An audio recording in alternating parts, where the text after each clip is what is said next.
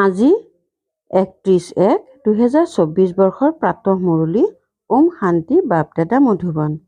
আজি বাবাই কৈছে, মৰমৰ সন্তানসকল, এতিয়া তোমালোক সুখ আৰু শান্তিৰ শিখৰলৈ যাব লাগে। সেইকাৰণে নিজৰ স্বভাৱ আৰু চৰিত্ৰ শুধৰণি কৰি যোৱা, পুৰণিক পৰিৱৰ্তন কৰা। প্ৰশ্ন: মগজ যাতে সদায় সজীৱ হৈ থাকে তাৰ উপায় কি? উত্তৰ: পিতাই যি শুনায় সেয়া মন্থন কৰা। বিচাৰ সাগৰ মন্থন কৰিলে মগজ সদায় সজীৱ হৈ যায়। যি সদায় সজীৱ হৈ থাকে তেওঁ আনৰো সেৱা কৰিব পাৰে। তেওঁৰ বেটাৰী সদায় চাৰ্জ হৈ থাকে, কিয়নো বিচাৰ সাগৰ মন্থন কৰিলে সৰ্বশক্তিমান পিতাৰ সৈতে সংযোগযুক্ত হৈ থাকে। গীত নয়নহীনক মাৰ্গদৰ্শন কৰা। ওম শান্তি। এই গীতটিও মনুষ্যই গাইছে, কিন্তু অৰ্থ একোৱেই নাজানে। যেনেকৈ অন্য প্ৰাৰ্থনা কৰে, এয়াও যেন এটি প্ৰাৰ্থনা। পৰমাত্মাক নাজানে। পৰমাত্মাক জানিলে তেতিয়া সকলো জানি যাব। কেৱল পৰমাত্মা বুলি কৈ দিয়ে, কিন্তু তেওঁৰ জীৱন কাহিনী একো নাজানে। গতিকে নেত্ৰহীন নহ'ল জানো? তোমালোকে এতিয়া জ্ঞানৰ তৃতীয় নেত্ৰ পাইছা, সেইকাৰণে তোমালোকক ত্ৰিনেত্ৰী বুলি কোৱা হয়। জগতত মনুষ্যই যদিও ত্ৰিনেত্ৰী, ত্ৰিকালদৰ্শী, ত্ৰিমূৰ্তি আদি শব্দবোৰ কৈ থাকে, কিন্তু অৰ্থ একোৱেই নাজানে। যেনেকৈ কয়, বিজ্ঞান আৰু শান্তিৰ মাজত কি সম্বন্ধ আছে? যদিও প্ৰশ্ন কৰে, উত্তৰ কিন্তু নিজেও নাজানে। এনেকৈ কয় যে বিশ্বত শান্তি হওক, কিন্তু সেয়া কেতিয়া আছিল? কোনে শান্তি স্থাপনা কৰিছিল? একোৱেই নাজানে। কেৱল প্ৰশ্ন সুধি থাকে। গতিকে উত্তৰ দিবলৈ নিশ্চয় কোনোবা জানোতা থকা উচিত, যিয়ে শুনাব পাৰে। তোমালোক সন্তানসকলক পিতাই বুজাইছে যে এয়া সকলো খেল নিৰ্ধাৰিত হৈ আছে। শান্তিৰ শিখৰ, সুখৰ শিখৰ, সকলোৰে শিখৰ থাকে। শান্তিৰ শিখৰ হৈছে মূল বটন, য'ত আমি আত্মাসকল থাকোঁ। মূল বটনক শান্তিৰ শিখৰ বুলি কোৱা হ'ব। আকৌ সত্যযুগত হৈছে সুখৰ শিখৰ। শান্তিৰ শিখৰ সমৃদ্ধি। এনেকৈ কোনেও মুখেৰে নক'ব যে আমাৰ অৰ্থাৎ আত্মাসকলৰ ঘৰ মুক্তিধামত। এই সকলোবোৰ কথা পিতাইহে বুজায়। শিক্ষক হ'লে এনেকুৱা হ'ব লাগে। তেওঁ হ'ল জ্ঞানৰ শিখৰ। তোমালোককো শান্তি আৰু সুখৰ শিখৰলৈ লৈ যায়। এয়া আকৌ হৈছে দুখৰ শিখৰ। সকলো কথাতে পাপাচাৰ, ভ্ৰষ্টাচাৰ। পবিত্ৰতা, সুখ শান্তিৰ উত্তৰাধিকাৰ তোমালোকে এই সময়তে পোৱা। মহিমা এই পুৰুষোত্তম সংগম যুগৰেই। ইয়াক কল্যাণকাৰী যুগ বুলি কোৱা হয়। কলি যুগৰ পাছত আকৌ সত্য যুগ আহে। সেয়া হৈছে সুখৰ শিখৰ। সেয়া শান্তিৰ শিখৰ। এয়া দুখৰ শিখৰ। ইয়াত অনেক দুখ আছে। সকলো দুখ আহি একত্ৰিত হৈছে। এনেকৈ কয় নহয় যে দুখৰ পাহাৰ খহি পৰে, যেতিয়া ভূমিকম্প আদি হয়, কিমান ত্ৰাহি ত্ৰাহি কৰে। পিতাই বুজাইছে, বাকী অলপ সময় আছে। সন্তানসকলৰ স্মৃতিৰ যাত্ৰাত সময় লাগে। বহুত আছে, যিয়ে পুৰা ৰীতিৰে বুজিয়ে নাপায়। বিন্দু বুলি ভাবিব নে কি বুলি ভাবিব? হেৰৌ, আত্মা যেনেকুৱা পৰমাত্মাও তেনেকুৱাই। আত্মাক জানা নহয়, সেয়া হ'ল ভাগ্যৱান তৰা। একেবাৰে সূক্ষ্ম, এই দুচকুৰে দেখা নাযায়। এই সকলোবোৰ কথা পিতাই বুজায়। এনেকুৱা কথাবোৰৰ ওপৰত বিচাৰ সাগৰ মন্থন কৰিলেও মগজ সজীৱ হৈ যায়। যলৈকে নোযোৱা এইটো বুজাবা যে শান্তিৰ শিখৰ, সুখৰ শিখৰ, পবিত্ৰতাৰ শিখৰ নতুন সৃষ্টিতহে হয়। পুৰণি স্বভাৱ চৰিত্ৰ শুধৰাই পিতাই নতুন সৃষ্টিৰ মালিক কৰি তোলে। মনুষ্যই যদিও গায়ন কৰে, বেদ শাস্ত্ৰ গীতা আদি পঢ়ে, কিন্তু একোৱে বুজি নাপায়। চিৰিটো তললৈকে নামি আহে। যদিও নিজকে শাস্ত্ৰজ্ঞ বুলি ভাবে, কিন্তু তেওঁলোকৰ অধোগতি হ'বই লাগে। সকলো আত্মাই প্ৰথমতে তমো প্ৰধান হৈ থাকে, পাছত লাহে লাহে বেটাৰী শেষ হৈ যায়। এই সময়ত সকলোৰে বেটাৰী শেষ হৈ গৈছে। এতিয়া আকৌ বেটাৰী চাৰ্জ হয়। পিতাই কৈছে, মন মনাভ হ'ব। নিজকে আত্মা বুলি ভাবা। পিতা হৈছে সৰ্বশক্তিমান, তেওঁক স্মৰণ কৰিলে তোমালোকৰ পাপ খণ্ডন হৈ যাব আৰু তেতিয়া বেটাৰী ভৰপূৰ হৈ যাব। তোমালোকে এতিয়া অনুভৱ কৰি আছা আমাৰ বেটাৰী ভৰি আছে। কাৰোবাৰ নভৰেও, শুধৰণি হোৱাৰ সলনি বেছিহে বেয়া হৈ যায়। পিতাৰ ওচৰত প্ৰতিজ্ঞাও কৰে, বাবা, আমি কেতিয়াও বিকাৰগ্ৰস্ত নহওঁ। আপোনাৰ পৰাতো 21 জন্মৰ উত্তৰাধিকাৰ নিশ্চয় ল'ম, তথাপিও অধঃপতিত হৈ যায়। পিতাই কয়, কাম বিকাৰৰ ওপৰত বিজয়ী হ'লে তোমালোক জগতজিত হবাগৈ। আকৌ যদি বিকাৰত যোৱা তেন্তে বুদ্ধি ভ্ৰষ্ট হৈ যাব। এই কাম হৈছে মহাশত্ৰু। ইজনে সিজনক দেখিলে কামৰ জুই লাগি যায়। পিতাই কয়, তোমালোক কামচিতাত বহি শ্যামবৰণীয়া হৈ গলা। এতিয়া তোমালোকক সুন্দৰ কৰি তোলো। এই পিতাইহে তোমালোকক বুজায়। পঢ়াৰ দ্বাৰা তোমালোকৰ বুদ্ধি উদয় হয়। মনুষ্য সৃষ্টিৰূপী বৃক্ষৰ বৰ্ণনাও কৰে। এয়া হৈছে কল্পবৃক্ষ, মনুষ্য সৃষ্টিৰ বৈচিত্ৰ্যময় বৃক্ষ। ইয়াক ওলোটা বৃক্ষ বুলিও কোৱা হয়। ইমান ভিন্ন ভিন্ন ধৰ্ম আছে। ইমান কোটি কোটি আত্মাই অবিনাশী ভূমিকা প্ৰাপ্ত কৰিছে। দুজনৰ একে ভূমিকা হ'ব নোৱাৰে। এতিয়া তোমালোকে জ্ঞানৰ তৃতীয় নেত্ৰ পাইছা। বিচাৰ কৰা, কিমান অনেক আত্মা আছে।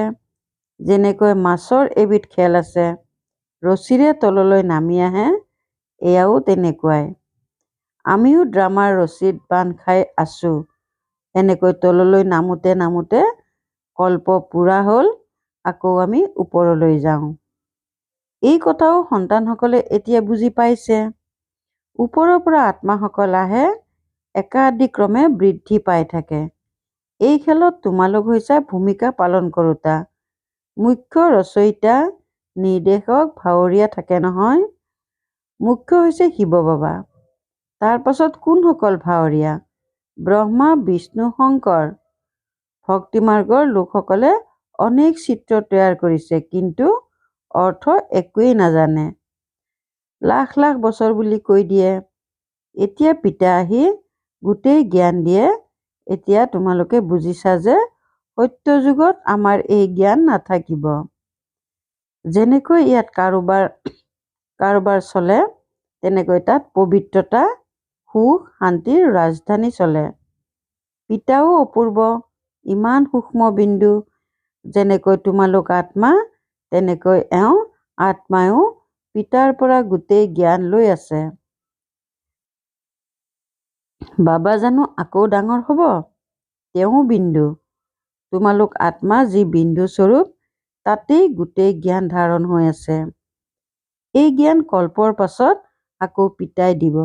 যেনেকৈ ৰেকৰ্ড ভৰি থাকে, আকৌ পুনৰাবৃত্তি হয়। আত্মাতে গোটেই ভূমিকা ভৰি থাকে। কোনো আশ্চৰ্যজনক কথা হ'লে সেয়া প্ৰাকৃতিক বুলি কোৱা হয়। এই অনাদি ড্ৰামাৰ ভূমিকাৰ পৰা এজনো সাৰি যাব নোৱাৰে। সকলোৱে ভূমিকা পালন কৰিবই লাগে। এয়া অতি আশ্চৰ্যজনক কথা। যিয়ে ভাল ধৰণে বুজি লৈ ধাৰণা কৰে, তেওঁৰ আনন্দৰ পাৰাপাৰ নোহোৱা হয়। তোমালোকে কিমান জলপানী পোৱা, গতিকে পুৰুষাৰ্থ ভালকৈ কৰিব লাগে। নিজৰ সমানকৈ গঢ়ি তুলিব লাগে। তোমালোক সকলো শিক্ষক। শিক্ষকে তোমালোকক পঢ়াই নিজৰ সমান শিক্ষক কৰি তোলে। এনেকুৱা নহয় যে গুৰুও হ'ব লাগে নহয়। তোমালোক শিক্ষক হোৱা কিয়নো ৰাজযোগ শিকোৱা। পাছত তোমালোক গুচি যাবা। এয়াও তোমালোকে বুজি পোৱা।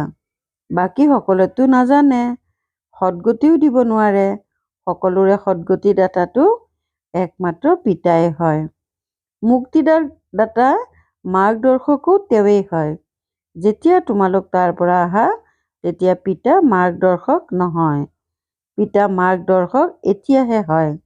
যেতিয়া তোমালোক ঘৰৰ পৰা আহা, তেতিয়া ঘৰকেই পাহৰি যোৱা। এতিয়া তোমালোকো মাৰ্গদৰ্শক পাণ্ডা। সকলোকে মাৰ্গদৰ্শন কৰা। অশৰীৰী হোৱা। তোমালোকৰ নাম পাণ্ডৱ-সেনাও হয়। শৰীৰধাৰীতো হোৱা নহয়। যেতিয়া অকলে থাকা, তেতিয়া সেনা বুলি কোৱা নহ'ব। শৰীৰ সহিত যেতিয়া মায়াৰ ওপৰত বিজয়ী হোৱা তেতিয়া তোমালোকক সেনা বুলি কোৱা হ'ব। তেওঁলোকে আকৌ যুদ্ধৰ কথা লিখি দিছে। এয়া হৈছে বেহদৰ কথা।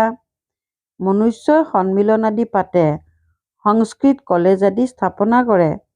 কিমান খৰচ কৰে, খৰচ কৰি কৰি যেন একেবাৰে দেউলীয়া হৈ গ'ল। ৰূপ, সোণ, হীৰা সকলো শেষ হৈ গ'ল। আকৌ তোমালোকৰ কাৰণে সকলো নতুনকৈ ওলাব। সেয়েহে তোমালোকে সন্তানসকল চলোতে ফুৰোতে বহুত আনন্দিত হৈ থাকিব লাগে। পিতাক আৰু উত্তৰাধিকাৰক স্মৰণ কৰিব লাগে। তোমালোকৰ ভূমিকা চলি থাকে, কেতিয়াও বন্ধ নহয়। পিতাই বুজায়, তুমি নিজৰ জন্ম কাহিনী নাজানা। 84ৰ হিচাপ নিকাচো এওঁক শুনাও। যিগৰাকী প্ৰথমতে আহে তোমালোক সন্তানসকলে বহুত সুখ পোৱা। স্বাস্থ্যৰ সম্পত্তি সুখৰ শিখৰ। গতিকে কিমান নিচা থাকিব লাগে। পিতাই আমাক বেহদৰ উত্তৰাধিকাৰ দিয়ে।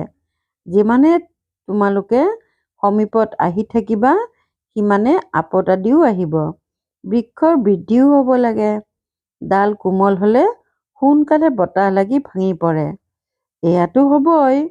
তোমালোকৰ লক্ষ্য উদ্দেশ্যৰ চিত্ৰ সন্মুখত আছে। তোমালোকে আৰু অন্য একো চিত্ৰ ৰাখিব নোৱাৰা। ভক্তি মাৰ্গত মনুষ্যই বহুত চিত্ৰ ৰাখে। জ্ঞান মাৰ্গত এখন, তাৰো জ্ঞান বুদ্ধিত আছে। বাকী বিন্দুৰ কি চিত্ৰ আঁকিবা।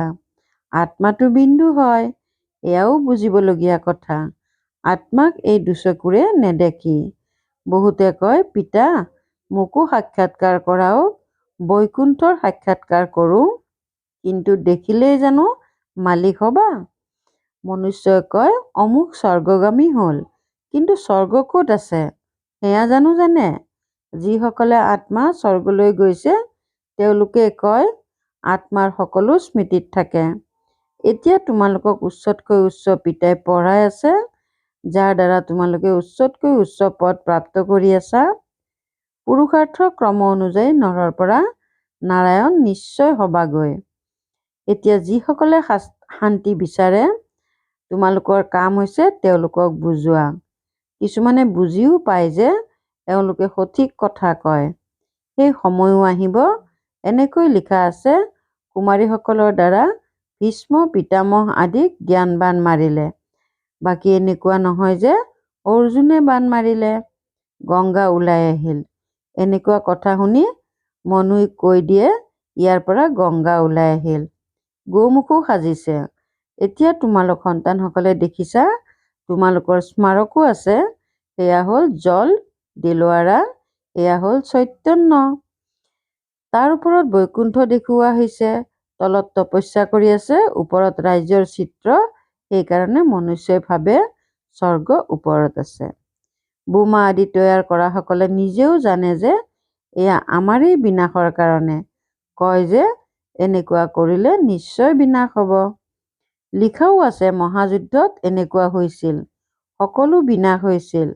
সত্যযুগত যেতিয়া এটা ধৰ্ম হ'ব তেতিয়া নিশ্চয় বাকী সকলো ধৰ্ম বিনাশ হৈ যাব। সন্তানসকলে এয়াও জানে যে ড্ৰামাৰ পৰিকল্পনা অনুসৰি ভক্তি কৰি কৰি অধঃপতিতই হৈ থাকে। আচলতে ইয়াত কোনো আশীৰ্বাদ আদিৰ কথাই নাই। যি ড্ৰামাত যি আছে সেয়াই হয়। কিছুমান এনেকুৱা কথা হৈ গ'লে মনুষ্যই কৈ দিয়ে ঈশ্বৰৰ ইচ্ছা। তোমালোকে তেনেকৈ নোকোৱা। তোমালোকে কোৱা ড্ৰামা অনুসৰি হ'বলগীয়া আছিল। তোমালোকে ঈশ্বৰে কৰিলে বুলি নোকোৱা। ঈশ্বৰৰ ড্ৰামাতো ভূমিকা আছে। সৃষ্টি চক্ৰ কেনেকৈ ঘূৰে এয়াও পিতাইহে বুজাব পাৰে। জ্ঞানেৰে পৰিপূৰ্ণও পিতাই হয়। মনুষ্যই ভাবে তেওঁ সকলোৰে অন্তৰৰ কথা জানে, কিন্তু আমি যি কৰোঁ তাৰ শাস্তিটো আমি নিশ্চয় পাম। পিতাই জানো বহি শাস্তি দিব। এয়া আপোনা আপুনি ৰচিত পূৰ্ব নিৰ্ধাৰিত ড্ৰামা, যি চলি থাকে। ইয়াৰ আদি মধ্য অন্তৰ ৰহস্য পিতাইহে বুজায়। তোমালোকে আকৌ আনক বুজোৱা। এতিয়া পিতাই কয় সন্তানসকল তোমালোকৰ অৱস্থা এনেকুৱা হওক যাতে অন্তিম সময়ত অন্য একো স্মৃতিলৈ নাহে। নিজক আত্মা বুলি বুজা ইয়াকে কৰ্মাতীত অৱস্থা বুলি কোৱা হয়। ভাল বাৰু, অতি মৰমৰ কল্পৰ পাছত পুনৰাই মিলিত হোৱা সন্তানসকলৰ প্ৰতি মাতা পিতা বাপ দাদাৰ স্নেহপূৰ্ণ স্মৰণ আৰু সুপ্ৰভাত। আত্মিক পিতাৰ আত্মিক সন্তানসকলক নমস্কাৰ। ধাৰণাৰ বাবে মুখ্য সাৰ 1 নম্বৰ, জলপানী ল'বলৈ ভালকৈ পুৰুষাৰ্থ কৰা, শিক্ষক হৈ আনক ৰাজযোগ শিকোৱা, মাৰ্গদৰ্শক হৈ সকলোকে ঘৰৰ ৰাস্তা দেখুৱাই দিয়াৰ সেৱা কৰা। 2 নম্বৰ, সৰ্বশক্তিমান পিতাৰ স্মৃতিৰে নিজৰ বেটাৰী চাৰ্জ কৰিব লাগে। পিতাৰ আগত প্ৰতিজ্ঞা কৰাৰ পাছত কেতিয়াও কামৰ কোব খাব নালাগে। বৰদান, সেৱাৰ ভাৱেৰে সম্পন্ন হৈ প্ৰত্যেক আত্মাক প্ৰাপ্তিৰ ফল অনুভৱ কৰাওঁতা সঁচা সেৱাধাৰী হোৱা। সঁচা সেৱাধাৰী তেওঁলোক যিয়ে সকলো আত্মাৰ প্ৰতি সদায় শুভ ভাৱনা শ্ৰেষ্ঠ কামনা ৰাখে। তেওঁ কেৱল ভাষণ নিদিয়ে, কিন্তু সেৱা ভাৱেৰে সকলোৰে প্ৰতি আনন্দৰ ভাৱনা, শক্তি প্ৰাপ্তিৰ ভাৱনা, উৎসাহ উদ্দীপনা বৃদ্ধি কৰাৰ ভাৱনা ৰাখি সহযোগৰ অনুভূতি কৰায়। সেৱাৰ দ্বাৰা তেওঁলোকে প্ৰাপ্তি ফল অনুভৱ কৰাই দিয়ে। এয়াই হৈছে সঁচা সেৱা। এনেকুৱা সেৱাত তপস্যা সমাহিত হৈ থাকে। শ্লোগান, পিতাৰ আশীৰ্বাদ পাবলৈ হ'লে স্নেহী সুসন্তান আজ্ঞাকাৰী সন্তান হোৱা। পিতাৰ আশীৰ্বাদ পাবলৈ হ'লে স্নেহী সুসন্তান আজ্ঞাকাৰী সন্তান হোৱা। ওম শান্তি। অব্যক্ত চাইলেন্সৰ দ্বাৰা ডবল লাইট ফৰিষ্টা স্থিতিৰ অনুভৱ কৰা। যিমানে তোমালোক অন্তৰ্মুখী মিঠা শান্ত স্বৰূপত স্থিত হৈ গৈ থাকিবা, সিমানে নয়নৰ ভাষা, ভাৱনাৰ ভাষা আৰু সংকল্পৰ ভাষাক সহজে বুজিব পাৰিবা। এই ভাষাই হৈছে আত্মিক যোগী জীৱনৰ ভাষা। তোমালোকৰ শান্তিৰ শক্তি বিজ্ঞানৰ শক্তিতকৈ উচ্চ। যেনেকৈ বিজ্ঞানে প্ৰত্যক্ষ প্ৰমাণ দেখুৱায়, তেনেকৈ শান্তিৰ শক্তিৰ বাস্তৱিকতা প্ৰমাণ হৈছে তোমালোক সকলোৰে ডবল লাইট ফৰিষ্টা জীৱন।